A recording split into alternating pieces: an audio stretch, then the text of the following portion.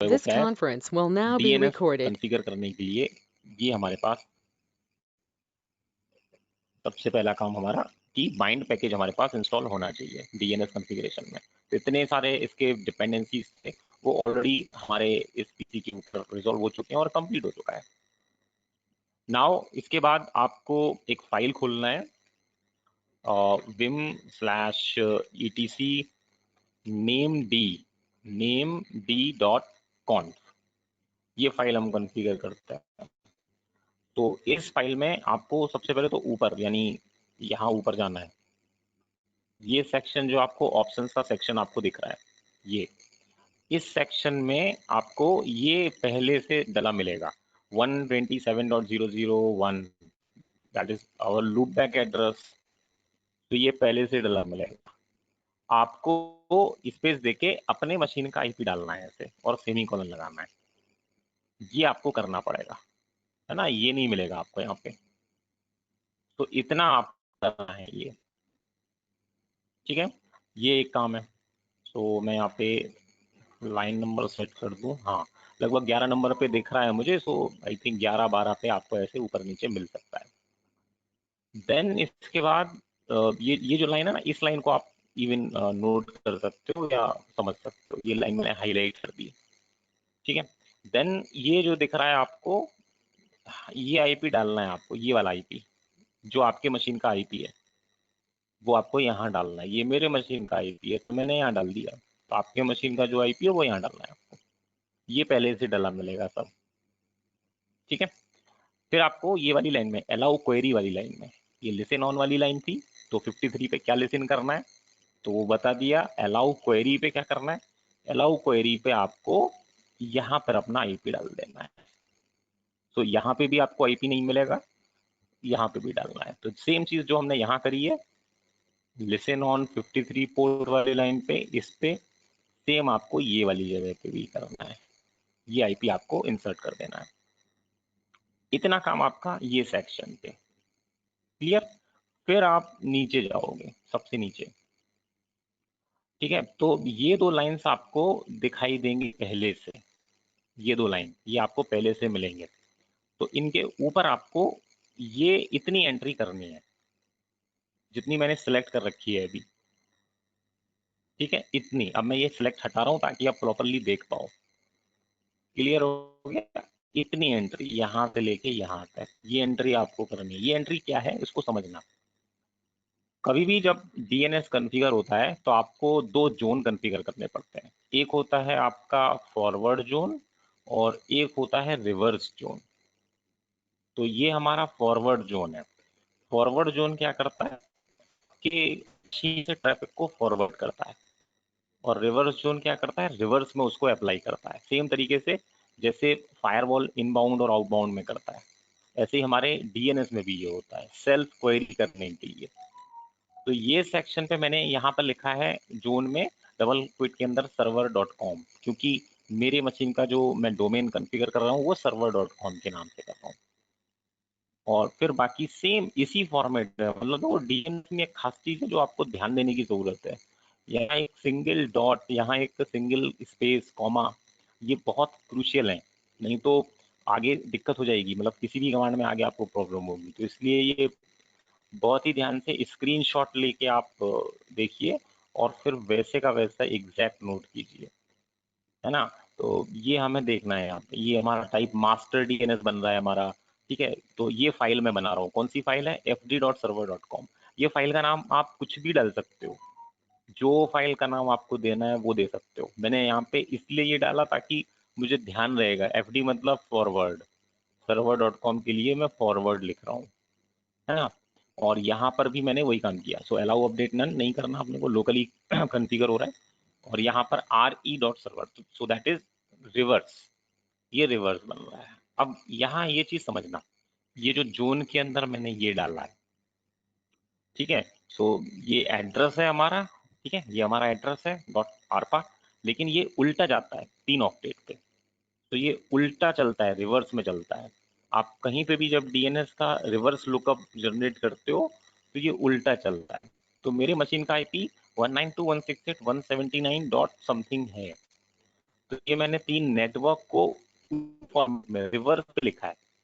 आपको जैसे याद होगा वाइल्ड कार्ड मास्क हम लोग यूज करते थे जब हम लोग सीसीएनए पढ़ रहे थे, वाइल्ड कार्ड मास्क है ना उल्टा, वो वैसे ही आपको यहाँ पे लिखना है 3 ऑक्टेट पे। तो ये हमारा उल्टा आईपी है 192.168.179। सो उल्टा लिखा मैंने 179.168.192 है ना ऐसे। तो इतना सेक्शन आपको नोट करना है, ये वाला इतना लिखना है, ये आपको पहले से लिखा मिलेगा, ये 2 लाइन नीचे जो है। इतना करने के बाद ये आपको सेव कर देना है, ठीक है, ये दोनों चीजें सेव कर देनी है। अब आपको एक डायरेक्टरी के अंदर जाना है जिसका नाम है वार के अंदर नेम डी नाम की डायरेक्टरी है ना। आप यहाँ अगर चेक करो तो कुछ एक फाइल्स आपको यहाँ पे देखने को मिलेंगे जिसमें ये फाइल नहीं थी, fd.server.com और re.server.com, ये 2 फाइल नहीं होंगे। ये दोनों फाइल आपको बनाना है जो हमने वो पर्टिकुलर लोकेशन पे named.conf के अंदर डाल रखी थी। तो अब आप क्या करोगे, अब आप ये फाइल खोलो सबसे पहले, ठीक है, विम से क्या करो, ये फाइल खोलोगे जो हमने वहां डाल रखी है, क्या नाम है, fd.server.com ऐसे, ये खोलना है आपको, ठीक है। ये आप खोलेंगे, एंटर करेंगे, ये बिल्कुल ब्लैंक फाइल होगी, बिल्कुल ब्लैंक, और आपको इतनी मेहनत यहाँ करनी है, ये सब आपको यहाँ राइट करना है। तो सबसे पहले हमें ऐसे लिखना है $TTL, it is time to live. तो टाइम टू लाइव मैंने डाला जैसे 1D, तो 1 दिन का टाइम टू लाइव सेशन मैंने जनरेट किया। फिर सर्विस ऑफ अथॉरिटी, अभी ये सब आपको प्रॉपरली नोट डाउन कर लेना, मैं अभी इंटरनेट पे भी दिखा देता हूँ तो थोड़ा समझ आएगा, देन आप वहां से पढ़ना। तो ये सर्विस ऑफ अथॉरिटी होती है, और कौन सा डोमेन है आपका, pc.server.com, फिर लास्ट में एक डॉट और लगेगा, ठीक है, एक एक्स्ट्रा डॉट भी लगेगा यहाँ लास्ट में। और फिर रूट के लिए नेम सर्वर जनरेट होगा, इसी के लिए है ना, एक और नेम सर्वर बनेगा root.server.com एंड डॉट, लास्ट में डॉट आएगा, दोनों जगह लास्ट में डॉट आएगा। तो डोमेन जो भी आप कॉन्फ़िगर करते हो वो बहुत ही क्रूशियली देख लेना। फिर आपको स्पेस देके ये ब्रैकेट स्टार्ट करना है। फिर आपको ये इतने entries as it is write करने हैं। ये क्या है, सीरियल नंबर, तो आप कोई भी एक रैंडम नंबर दे सकते हो, नॉट ओनली 0 1 2 3, कोई भी एक नंबर डाल दो, वो एक सीरियल नंबर उसको मिलेगा। रिफ्रेश रिट्राई, तो कितनी देर में उसको रिफ्रेश करना है, तो आप अपनी मर्जी से 1H मतलब 1 आवर, एक एक घंटे के हिसाब से डाल सकते हो। आप नंबर चेंज भी कर सकते हो, या कोई ऐसी दिक्कत नहीं है ना। तो ये इसको रिफ्रेश करना, रिट्राई करना, एक्सपायर करना, and minimum time to live session जो जनरेट करना, तो यहाँ पे आप बहुत ही सिंपल तरीके से ऐसे जा सकते हो। तो इतना आपके राइट करना है। फिर ये जो यहाँ स्टार्ट हुआ है ये यहाँ आपको बंद कर देना है। इसके बाद आपको अपने नेम सर्वर एंट्री देने हैं। सो @INNS, it is my name server, और ये मेरा नेम सर्वर है pc.server.com डॉट, ठीक है, डॉट लास्ट में, फिर server.com डॉट, ठीक है। तो ये pc.server.com के साथ भी चलेगा, और जो आपका डोमेन एग्जैक्ट डोमेन है ये फुल्ली क्वालिफाइड हो गया, और जो एग्जैक्ट डोमेन है वो क्या है, server.com। सो पीसी मेरे होस्ट का नाम है, आपके दूसरे मशीन का नाम कुछ और हो सकता है, तो उस पे भी आप एग्जिस्ट कर सकते हो, उस पे भी आप इसको लेके जा सकते हो। तो ये मैं server.com के साथ भी चला रहा हूँ, मेरा मशीन pc.server.com के नाम से भी चलेगा, मेरा मशीन server.com के नाम से भी चलेगा, मेरा मशीन पीसी के नाम से भी चलेगा, समझे ना। जैसे आप गूगल करते हो तो आप www.google.com लिखो तो भी खुलेगा, या google.com लिखो तो भी खुलेगा, है ना, सेम। तो ऐसे आप पीसी लिखो तो भी आपका मशीन कम्युनिकेट करेगा। तो मैंने यहाँ पे ये ए करके यहाँ पे अपना मशीन का आईपी डाला है, यहाँ ए करके मशीन का आईपी डाला है, ताकि ये एक्सेस हो सके। ए का मतलब होता है IPv4 एड्रेस। अगर आप IPv6 के साथ काम करते हो तो आपको 4 टाइम ए लिखना पड़ेगा, यानी ए कितनी बार, 4 बार लिखेंगे आप, ए ऐसे 4 बार, और फिर आप IPv6 एड्रेस के साथ भी इसको बना सकते हो। सो ये कुछ नेम सर्वर्स हैं, अभी मैं इंटरनेट पे भी दिखा दूंगा आपको, बड़ी आसानी से मिल जाएंगे, उसको आप देख लेना, समझ लेना। तो इतनी एंट्री आपको ये पर्टिकुलर सेक्शन पे यानी आपके फॉरवर्ड जोन के अंदर डालनी है सेम तरीके से। तो इसको आप एग्जैक्ट लेके और सेव कर दीजिए। सेम आप फॉरवर्ड वाला खोलेंगे, सॉरी रिवर्स वाला, सो आर ई खोलेंगे, ये भी एग्जैक्ट ब्लैंक आएगा, ये भी एग्जैक्ट ब्लैंक आएगा, और ये एंट्रीज उस पर डालने हैं। ठीक है, सो आप रिवर्स के अंदर देखो लगभग लगभग सेम चीजें ही हैं आपको, बस एक आध चीज कुछ डिफरेंट मिल सकती है। जैसे मैंने यहाँ एक पॉइंटर रिकॉर्ड्स डाल दिया @ तो नेम सर्वर या पॉइंटर रिकॉर्ड, जैसे हम लोग जब फुट प्रिंटिंग करते हैं किसी भी मशीन का डाटा निकालने, वेबसाइट का डाटा देखने के लिए, तो आप वहाँ पे नेम सर्वर्स देखते हो कि इस पर्टिकुलर मशीन के कितने नेम सर्वर चल रहे हैं, IPv6 पे क्या चल रहा है, या पॉइंटर रिकॉर्ड्स, या मेल सर्वर, मतलब मेल एक्सचेंज सर्वर भी होते हैं, है ना, जैसे गूगल है तो गूगल मेल एक्सचेंज सर्विस पे भी काम कर रहा है। तो वो सब आपको ऐसी ही चीजों में एंट्री होती है, तब जाके वो सब पता चलता है। तो अगर मान लो मैं पॉइंटर रिकॉर्ड, अब हालांकि हम इतना बड़ा कॉन्फ़िगरेशन तो कर नहीं रहे कि सब तरीके से हम यहाँ बना लें, मेल सर्विस भी जनरेट कर लें, हम केवल प्रॉपर डोमेन लिख रहे हैं। तो हमने केवल नेम सर्वर डाल दिया अपना ऐसे pc.server.com dot, and pointer records में भी वही डाल दिया।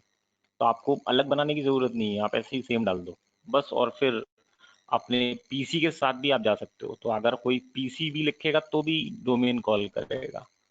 तो हमने IPv4 यानी ए एड्रेस करके IPv4 का एड्रेस डाल दिया, है ना। तो लगभग लगभग सेम एंट्रीज आपको यहाँ पे भी मिलेंगे। इसको भी आपको एग्जैक्ट लिख देना है और सेव कर देना है, तो दोनों जोन हमारे कॉन्फ़िगर हो जाएंगे, फॉरवर्ड जोन और रिवर्स जोन। तो मेन जो चीज थी ये नहीं दोनों फाइल्स के अंदर होती है ना। अब आपको इतना ज्यादा काम नहीं है, बस अब आप क्या करो, चेक कर लो। जैसे कमांड होती है name d dot slash check conf, check conf, name D check conf, है ना। तो केवल इतना ही चलाओ पहले, तो आपको चेक कॉन्फ़िग जनरेट हो जाएंगे। अब आप अपने जोन को चेक कर लो, so name D check zone. तो मेरे जोन का नाम क्या है, server.com, ये बनाया मैंने।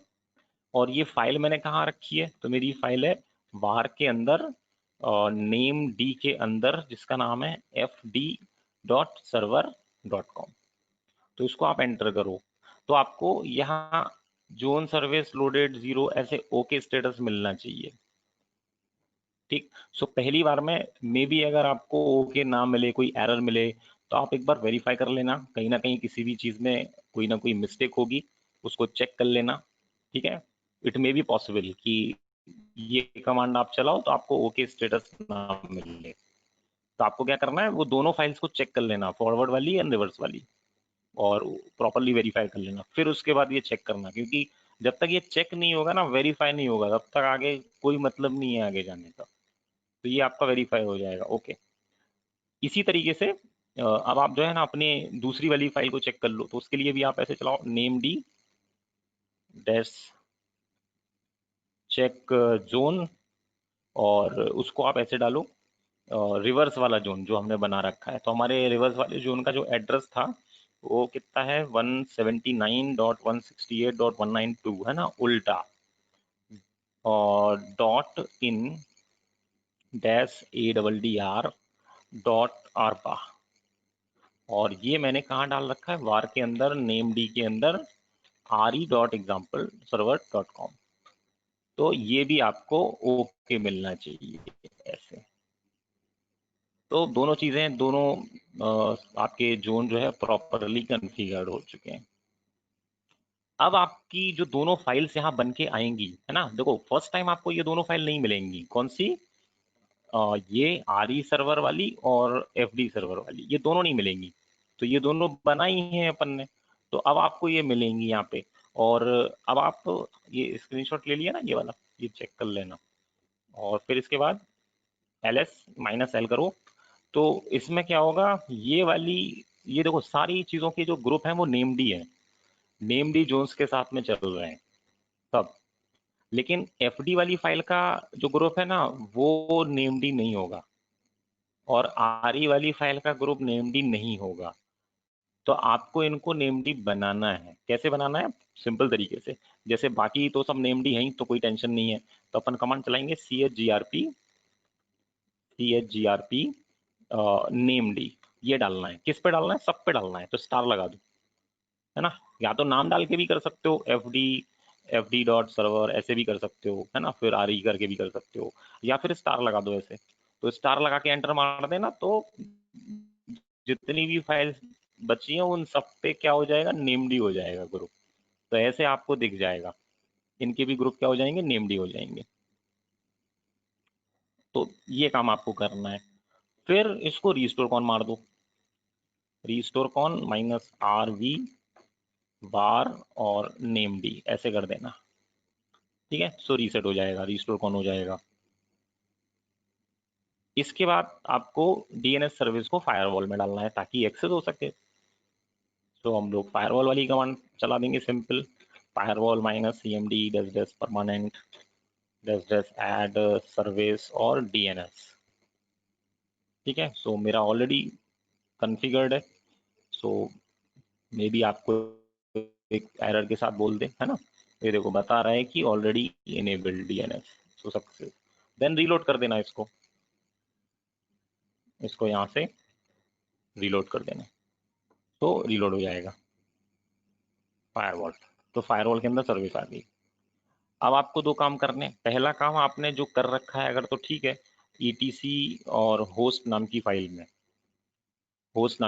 ना, यहाँ पे क्या करना है, यहाँ पर आपको नीचे अपना आईपी और अपना डोमेन यहाँ पे लिखना है। ये आप पहले भी कर सकते हो या बाद में कर लो, कोई दिक्कत नहीं। तो मैंने जैसे पहले ही कर रखा है, तो आईपी डाल के यहाँ पे अपना डोमेन डाल देना,